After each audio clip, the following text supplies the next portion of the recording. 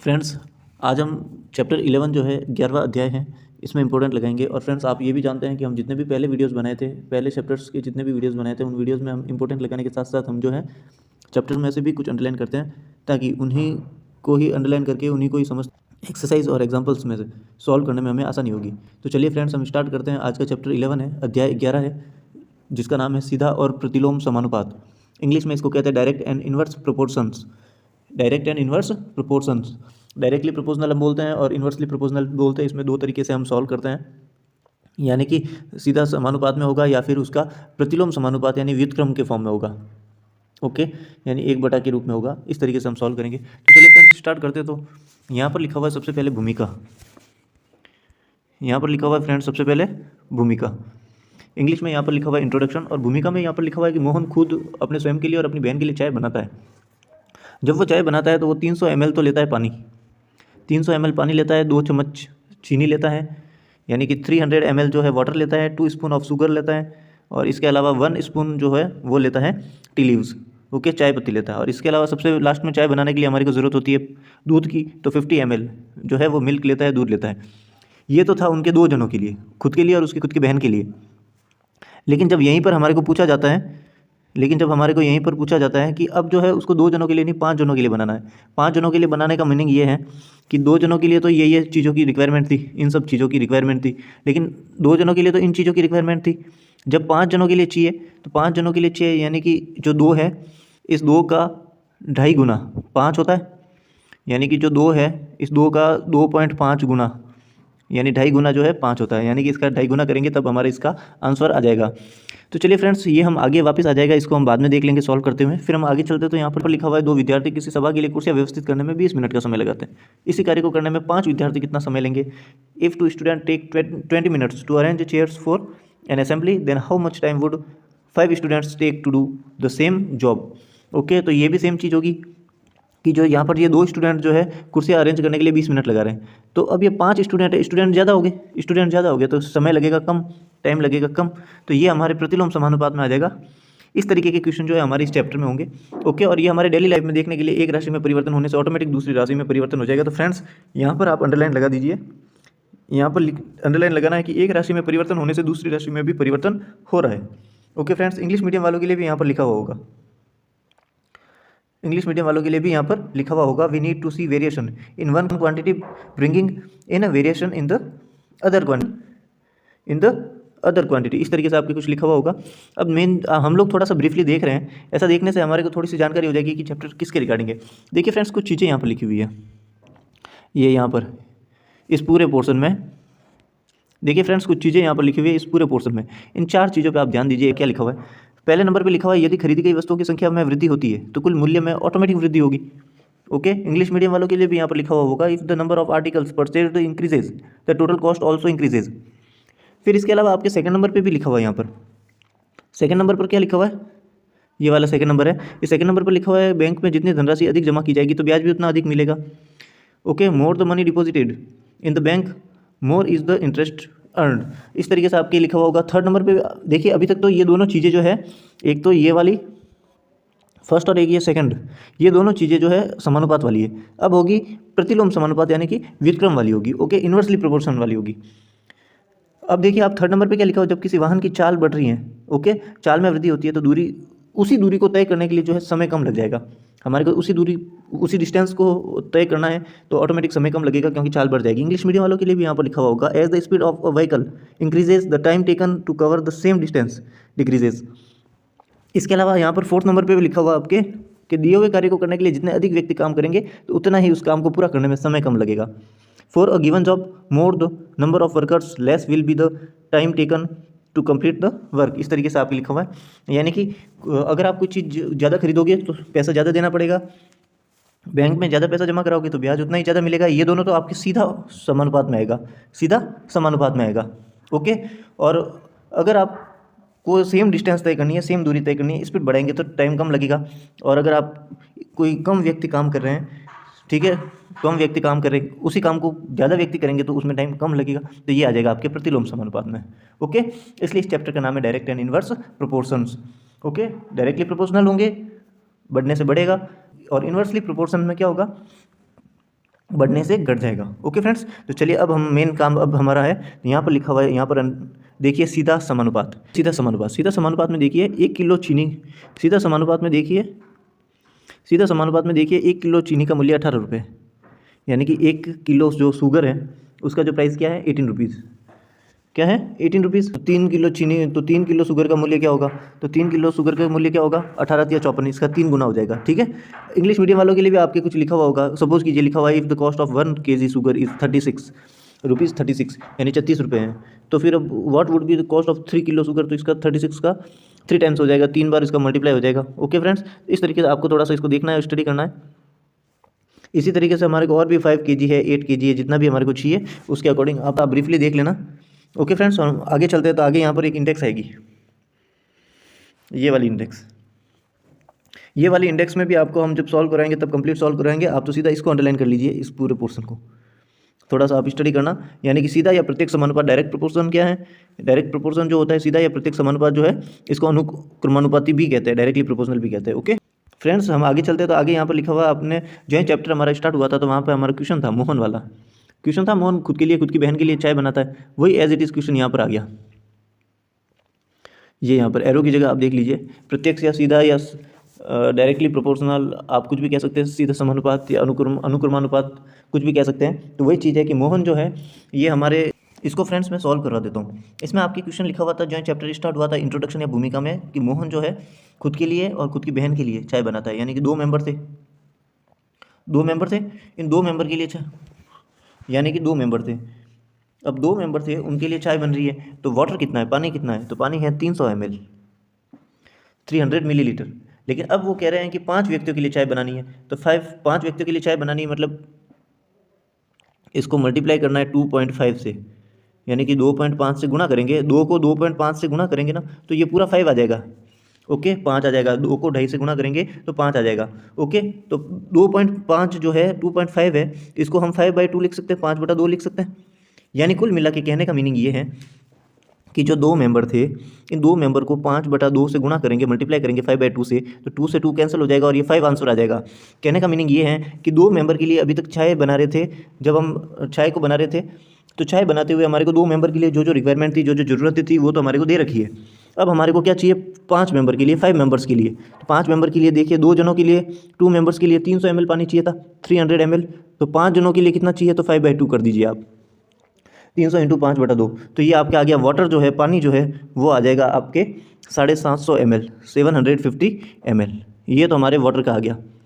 Okay, तो देखिए friends ये रहा आपके वाटर का, यहाँ पे लिखा हुआ है। ओके फ्रेंड्स, फिर हमारे को क्या है कि सेकंड नंबर पे हमारे को दे रखा था यहाँ पर कि 300 ml पानी था, फिर था 2 चम्मच चीनी, क्या था 2 चम्मच चीनी, यानी 2 स्पून ऑफ शुगर। अगर 2 जनों के लिए 2 चम्मच चीनी चाहिए, अगर 2 जनों के लिए 2 चम्मच चीनी चाहिए, तो 5/2 जनों के लिए कितनी चाहिए, 2 से 2 कैंसिल हो गए, 5 चम्मच चीनी। तो ये देखिए आप, तो 5 चम्मच चीनी के लिए ये लिखा हुआ आपके 5 चम्मच चीनी आ गया ना आंसर, 5 चम्मच चीनी यानी कि 5 स्पून ऑफ शुगर। फिर थर्ड नंबर पे आपके लिखा हुआ है 1 चम्मच चाय पत्ती, अगर 2 जनों के लिए 1 चम्मच चाय पत्ती चाहिए, तो 5/2 जनों के लिए कितनी चाहिए, तो 5/2, यानी कि 2 सहित 1/2, 2.5। ओके, तो ये आपके आ गया 2.5 चम्मच चाय पत्ती, यानी 2.5 spoon of tea leaves. Okay friends, तो ये आ गया आपके 2.5 चम्मच। ओके फ्रेंड्स, तो ये आपके आ गया 2.5 चम्मच चाय पत्ती, 2.5 स्पून ऑफ टी लीव्स। फिर हमारे को, और जब हम इंट्रोडक्शन में सबसे पहले हमारे को दे रखा था कि 2 मेंबर्स के लिए, 2 जनों के लिए दूध भी तो चाहिए था, मिल्क चाहिए था, तो 2 जनों के लिए कितना मिल्क चाहिए था, तो 50 ml, 50 ml, तो 5/2, तो ये आ गया 25 को 5 से मल्टीप्लाई कर देंगे, 25 को 5 से, यानी कि 125 ml, 125 ml हमारे को मिल्क चाहिए, दूध चाहिए। तो ये देखिए फ्रेंड्स आपके यहाँ पर लिखा हुआ भी है कि 125 ml दूध का प्रयोग होगा। तो आगे चलते हैं, तो यहाँ पर लिखा हुआ है इन्हें कीजिए, इंग्लिश मीडियम वालों के लिए यहाँ पर लिखा हुआ है डू दिस में फर्स्ट नंबर क्वेश्चन है, एक घड़ी लीजिए और उसके मिनट वाली जो है बड़ी वाली सुई जो है उसको 12 पर स्थिर कीजिए। Take a clock and fix its minute hand at 12। Okay, तो मिनट की सुई द्वारा अपनी प्रारंभिक स्थिति में घूमे हुए कोण और बीते हुए कोण को सारणी के रूप में जो है हमें स्पष्ट करना है, लिखना है, रिकॉर्ड करना है। ओके, फॉलोइंग टेबल जो है आपके उस हिसाब से, तो आपके व्यतीत किया हुआ समय जो है तो वो आप आसानी से देख सकते हैं। देखिए फ्रेंड्स, तो इसका मैं आपको सॉल्यूशन ही बता देता हूँ कि इसका आंसर क्या रहेगा। फ्रेंड्स, एक अपने यहाँ पीछे रह गया था, पीछे अपने ये रह गया था एक ये वाला क्वेश्चन कि ये यहाँ पर लिखा हुआ है कि 2 विद्यार्थी सभा के लिए कुर्सियाँ व्यवस्थित कर रहे हैं, 20 मिनट का समय लगा रहे हैं, 5 विद्यार्थी कितने में करेंगे। तो अभी आप देखिए कि 2 विद्यार्थी जो है 20 मिनट का टाइम ले रहे हैं, 2 विद्यार्थी जो है 20 मिनट का टाइम ले रहे हैं, और हमारे को क्या चाहिए 5 विद्यार्थी का। ठीक है, तो 2 को किससे मल्टीप्लाई करेंगे कि 5 आ जाए, किससे गुणा करें कि 5 आ जाए, तो 2.5 से, यानी 2.5 से गुणा करेंगे 5 आ जाएंगे, यानी कि हमारे को 2.5 से गुणा करना होगा। ओके, तो अब आप देखिए तो इसका आंसर क्या रह जाएगा, तो इसका आंसर ही मैं आपको बता देता हूँ। इसका आंसर आपके रह जाएगा 20 जो है, इस 20 को हम क्या करेंगे 20 में 2.5 का भाग दे देंगे, 2.5 का भाग दे देंगे, या फिर हम क्या करेंगे इसके लिए 20 जो है इस 20 में भाग दे देंगे 5/2 का। 2.5 यानी 5/2 ही होता है, ये 2 ऊपर चला जाएगा 5/2 का, तो ये ऐसे करके 5 चौक 20 और 4 दूना 8, यानी इसका आंसर आ जाएगा हमारे 8 मिनट, 8 मिनट्स। ओके फ्रेंड्स, अब हम आगे चलते हैं। इसको आप थोड़ा सा रिवाइज करना, इसको थोड़ा सा देखना आप, जो मैं यहाँ पर बता रहा हूँ ये जो, ठीक है, ये बहुत ही आसान है, सिंपल है। वीडियो लंबा बन जाएगा इसलिए मैं इसको ज़्यादा वापस इसको रिपीट करके बोलना है, कोई मतलब तो है नहीं। इसको आप थोड़ा सा देख लेना, जो ये रेशियो है, जो अनुपात है, ये आपके बिल्कुल भी चेंज नहीं होंगे, x/y की वैल्यू बिल्कुल भी चेंज नहीं होगी, 4/60। ओके, फिर इसमें हो जाएगा 8/120, इस तरीके से 12/180। ओके, तो ये रेशियो बिल्कुल भी चेंज नहीं होगा, और ये इसलिए इसको समानुपात कहते हैं। ठीक है, अनुक्रमानुपाती, डायरेक्टली प्रोपोर्शनल कहते हैं। तो आप इसको थोड़ा सा देख लेना, और इसके अलावा इसको भी थोड़ा पढ़ते हुए जाना आप, काफ़ी इंटरेस्टिंग है क्वेश्चन, इंपॉर्टेंट के लिए तो कुछ भी नहीं है। अब आप देखिए जो टाइम है वो 15 मिनट का टाइम है, तो ये इस डायग्राम में आप देख सकते हैं 15 मिनट के टाइम में 90 डिग्री का कोण बन रहा है। ये देखिए आप 90 डिग्री का कोण बन रहा है, तो यहाँ पे यह देखिए आप 90 डिग्री का कोण बन रहा है। तो 30 मिनट में कितना बनेगा 180। ठीक है, इस तरीके से 45 मिनट में कितना बनेगा। ओके, तो ये उसी के अनुसार चलेगा 270 डिग्री, और 60 मिनट में कितना बनेगा तो 360। ऐसे करके आपकी जो यहाँ पे T/A है, T/A यानी कि टाइम अपॉन एंगल है, यानी समय बटा कोण है, जो ये रेशियो होगा सब जगह सेम होगा, अनुपात बराबर होगा। और आप चाहे तो यहाँ पर भी देख सकते हैं, ये सारा रेशियो यहाँ पर आपको सेम मिल रहा है। ये देखिए आप 1:2 इस तरीके से आपको मिलेगा टाइम 1 टाइम 2 का, और इधर भी आपको मिल जाएगा एंगल 1 एंगल 2 का, समय 1 समय 2 और कोण 1 कोण 2, इस तरीके से आपको जो है सेम रेशियो मिलेगा। तो कोई दिक्कत वाली बात है नहीं, आप इसे आसानी से समझ सकते हैं। फ्रेंड्स, हम आगे चलते हैं, तो आगे देखिए आप ये वाला थोड़ा सा देख लेना, इन दोनों को भी थोड़ा स्टडी करके आप थोड़ा देख लेना। हम चलते हैं, प्रयास कीजिए। मैं फर्स्ट नंबर क्वेश्चन देखिए, निम्नलिखित सारणियों को देखिए और ज्ञात कीजिए क्या एक्स और वाई अनुक्रमानुपाती है या नहीं है, यानी कि समान अनुपात में है या नहीं है। अनुक्रमानुपाती जो है डायरेक्टली प्रोपोर्शनल फॉर्म में है या नहीं है। Observe the following tables and find it, X and Y are directly proportional. Okay, तो आप समान अनुपात में है या नहीं है वो हमें चेक करना है। तो इसमें देखिए आप फर्स्ट नंबर ही देख लेते हैं, इसमें फर्स्ट नंबर देख लेते हैं, फर्स्ट में है या नहीं है। तो एक्स और वाई का जो स्थिर रेशियो है या नहीं है, तो एक्स और वाई का स्थिर रेशियो है या नहीं है। तो इसमें फर्स्ट नंबर पे देखिए 20 और 40 डबल हो रहा है, 17 दूना 34 डबल हो रहा है, 14 दूना 28 डबल हो रहा है, 11 दूना 22 डबल हो रहा है, 2 दूना 4, ये सब जगह आप देखोगे तो डबल हो रहे हैं। ठीक है, तो हाँ, इसमें जो फर्स्ट नंबर पे जो है, ये फर्स्ट नंबर वाला ये अनुक्रमानुपाती है। एक्स और वाई जो है स्थिर विचरण 1/2 के साथ अनुपाती है, या अनुक्रमानुपाती है, या समान अनुपात में है। ओके, फिर फ्रेंड्स देखिए ये सेकंड नंबर है, तो सेकंड नंबर का मैं आपको सीधा आंसर ही बता देता हूँ, तो ये अनुक्रमानुपाती नहीं है। ठीक है, अनुक्रमानुपाती नहीं है। और थर्ड नंबर जो है वो फ्रेंड्स ये रहा, ये है या नहीं है, तो हाँ, ये भी अनुक्रमानुपाती नहीं है। कहने का मीनिंग ये है फ्रेंड्स कि अनुक्रमानुपाती में ये एक नंबर है, बाकी दोनों नहीं है। ओके फ्रेंड्स, फिर आता है सेकंड नंबर क्वेश्चन। मूलधन दे रखा है 1000 रुपये, ब्याज दर दे रखी है 8%, यानी कि प्रिंसिपल दे रखा है 1000 रुपीज़ और रेट दे रखा है 8% वाला क्वेश्चन है। तो ये वाला क्वेश्चन भी मैं आपको सीधा आंसर ही बता देता हूँ। तो आंसर फॉर्म में क्या होगा, तो यहाँ पर लिखा हुआ है 1 वर्ष, यानी कि 1 वर्ष का क्या साधारण ब्याज क्या होगा, तो मैं सीधा उत्तर बता देता हूँ 80 रुपये, 80 रुपीज़। फिर फ्रेंड्स इसका सेकंड नंबर पे लिखा हुआ है 2 वर्ष का कितना रहेगा, तो 2 वर्ष का इसका डबल कर दो उसी अनुपात में, तो 80 × 2 यानी कि 160 रुपये। ठीक है, 160 रुपीज़। फिर बोला है इसका थर्ड नंबर पे 3 वर्ष का कितना होगा, 3 साल का कितना होगा, तो जो 1 साल का 80 आया था उसको 3 से गुणा कर दो, यानी कि 240, 240, ये इसका आंसर है। ओके फ्रेंड्स, फिर आगे चलते, तो आगे यहाँ पर और लिखा हुआ है, यहाँ पर चक्रवर्ती ब्याज। चक्रवर्ती ब्याज जो है इसको इंग्लिश में कहते हैं कंपाउंड इंटरेस्ट। पहले साल का तो है 80 रुपये, 80 रुपीज़। ओके, और दूसरा साल जो है सेकेंड ईयर जो है उसका क्या हो जाएगा, उसका हो जाएगा 166.40 रुपये, यानी कि 166.40 रुपीज़। और इसका जो थर्ड ईयर है, जो तीसरा साल है, उस तीसरे साल में कितना होगा, तो तीसरे साल में जो है 259.712, यानी कि 259 ₹712। ये मैं वापस इसका बता देता हूँ। पहले साल का जो है साधारण ब्याज और चक्रवृद्धि ब्याज, जो टाइम पीरियड फर्स्ट ईयर जो है उसमें सिंपल इंटरेस्ट और कंपाउंड इंटरेस्ट जो है वो सेम ही रहेंगे, ₹80, ₹80 रहेंगे।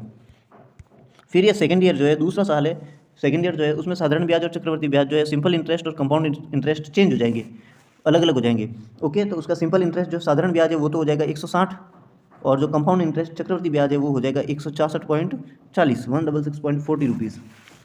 फिर इसका थर्ड ईयर है, इसका तीसरा साल है, इसका साधारण ब्याज और चक्रवृद्धि ब्याज भी अलग अलग होंगे। इसका सिंपल इंटरेस्ट जो साधारण ब्याज है वो हो जाएगा ₹240, ₹240, और इसका जो कंपाउंड इंटरेस्ट है चक्रवृद्धि ब्याज है वो हो जाएगा 259, यानी 259.712।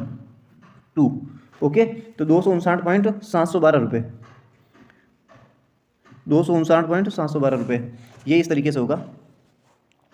फिर फ्रेंड्स और आगे चलते हैं हम, तो आगे यहाँ पर लिखा हुआ, यदि हम समय अवधि और ब्याज की दर को स्थिर रखें तो साधारण ब्याज जो मूलधन के साथ प्रत्यक्ष अनुपात में परिवर्तित होता है। क्या ऐसा ही संबंध चक्रवृद्धि ब्याज के लिए भी होता है? तो नहीं, ऐसा चक्रवृद्धि ब्याज के लिए नहीं होता है। साधारण ब्याज समय अवधि के साथ प्रत्यक्ष अनुपात में बदलता है, लेकिन ऐसा चक्रवृद्धि ब्याज में नहीं होता। चक्रवृद्धि ब्याज में हर साल ब्याज पर ब्याज लगता है और वो बढ़ता जाता है। आगे चलते तो यहाँ पर सारे एग्जाम्पल्स है।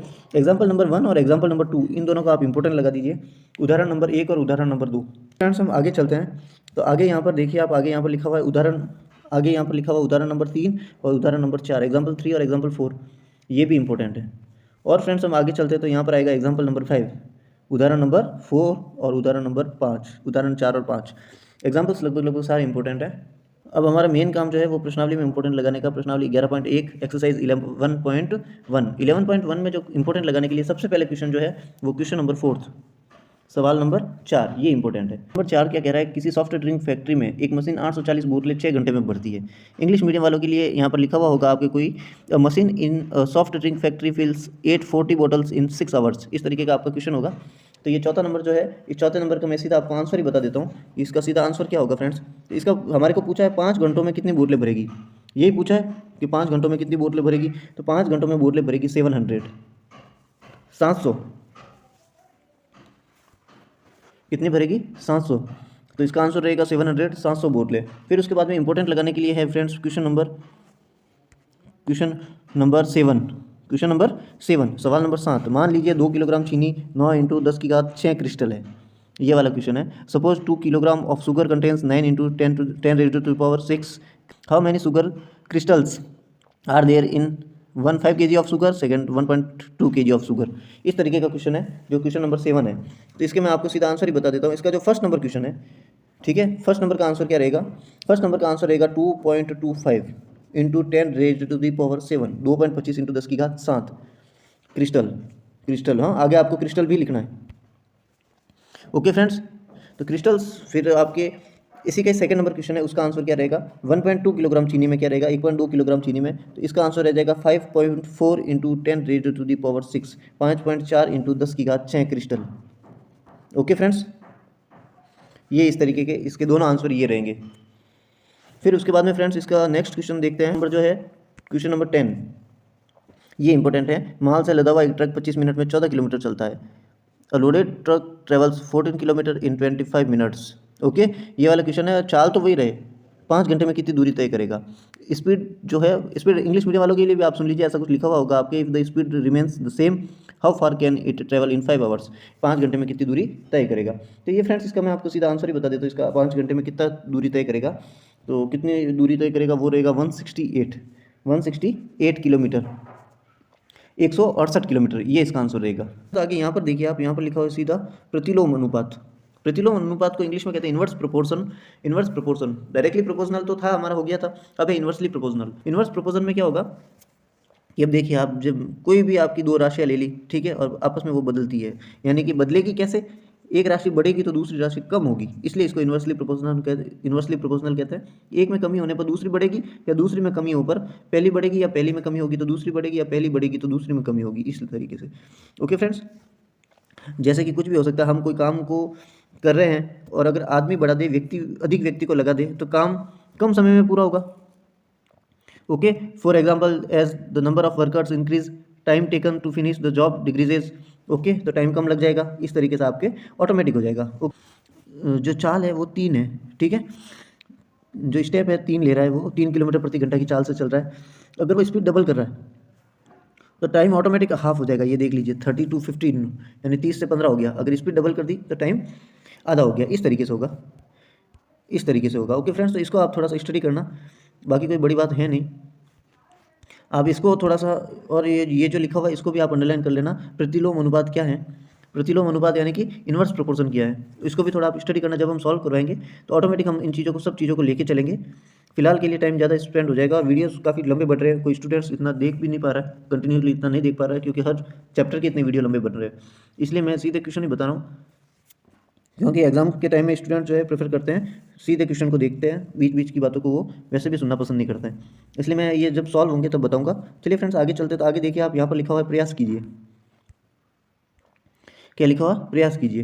प्रयास कीजिए में आपको ये आसानी से समझ में आ भी जाएगा कि निम्नलिखित सारणियों को देखिए, ज्ञात कीजिए कि कौन से चर एक्स और वाई के युग्म में जो है परस्पर प्रतिलोम समानुपात में। Observe the following tables and find which pair of variables X and Y are in inverse proportion.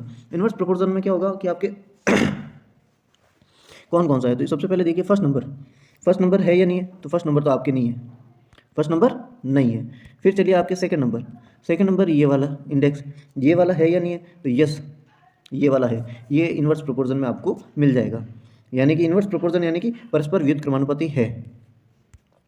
फिर आपके थर्ड नंबर है या नहीं है, तो ये व्युत्क्रमानुपाती में नहीं है, ये इन्वर्स प्रोपोर्शन नहीं है।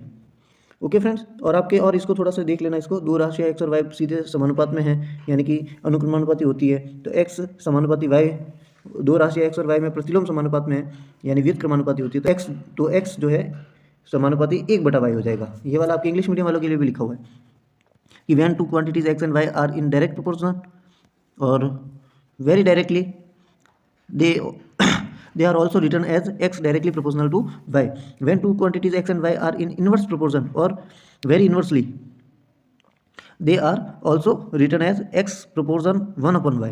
ओके, इस तरीके से होगा। फिर फ्रेंड्स हम आगे चलते हैं, तो आगे यहाँ पर लिखा हुआ आपके एग्जाम्पल नंबर 7, एग्जाम्पल नंबर 8, ये इंपॉर्टेंट लगा दीजिए। फिर आगे चलते हैं, तो एग्जाम्पल नंबर 9 इंपॉर्टेंट है, एग्जाम्पल नंबर 9 इंपॉर्टेंट है। फिर आगे चलते हैं, तो आगे हमारा अब मेन काम आ गया प्रश्नावली 11.2, एक्सरसाइज जो है 11.2। अब इसमें इंपॉर्टेंट क्या है, तो इसमें आप सीधा क्वेश्चन नंबर 4 इंपॉर्टेंट है। क्वेश्चन नंबर 4, यदि किसी डिब्बे की मिठाई की चॉइस बच्चों में बांटा गया है, प्रत्येक बच्चे को 5 मिठाइयाँ मिलती है। यदि बच्चों की संख्या में 4 कम हो जाए, 4 की कमी हो जाए, तो प्रत्येक बच्चे को कितनी मिठाइयाँ मिलेगी। इस तरीके से if a box of sweets is divided among 24 children. Okay, ये वाला क्वेश्चन है। फिर इसके अलावा एक क्वेश्चन नंबर 5 है, एक किसान की पशुशाला में 20 पशुओं के लिए 6 दिन का पर्याप्त भोजन है। ये वाला क्वेश्चन है आपके क्वेश्चन नंबर 5। तो क्वेश्चन नंबर 5 इंग्लिश मीडियम वालों के लिए आपके होगा, farmer has enough food for feed 20 animals in his cattle for 6 days. इस तरीके का क्वेश्चन होगा। तो ये दो क्वेश्चन आपके इंपॉर्टेंट है। ओके फ्रेंड्स, ये दो क्वेश्चन ही इंपॉर्टेंट है। एक्सरसाइज 11.2 में जो है प्रश्नावली 11.2 में ये दो क्वेश्चन ही इंपॉर्टेंट है। और फिर हम लास्ट में चलते हैं, तो फ्रेंड्स एक ये वाला है, तो इसको आप थोड़ा सा ब्रीफली स्टडी कर लेना। ये हमारी जो समरी है, पूरे चैप्टर की समरी है, और बहुत ही शानदार है। आप इसी को स्टडी करना। हमने क्या चर्चा की इंग्लिश मीडियम वालों के लिए यहाँ पर लिखा हुआ होगा व्हाट हैव वी डिस्कस्ड। ये वाला जो है आप स्टडी करना, ये इंपॉर्टेंट है फ्रेंड्स। इस चैप्टर में इतना ही इंपॉर्टेंट है।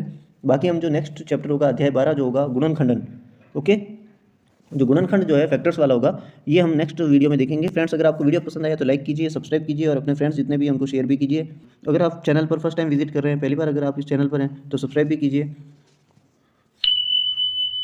और फ्रेंड्स, कमेंट करने का ये पर्पज़ रहेगा कि हमारे को जो है नेक्स्ट वीडियो जो होंगे उसमें किस तरीके से आपको प्रोवाइड करवाना है, उसके बारे में हमें जो है आप अपनी राय दे सकते हैं। ओके फ्रेंड्स, आज के लिए इतना ही। बाकी हम देखेंगे नेक्स्ट वीडियो में चैप्टर नंबर 12 होगा गुणनखंडन।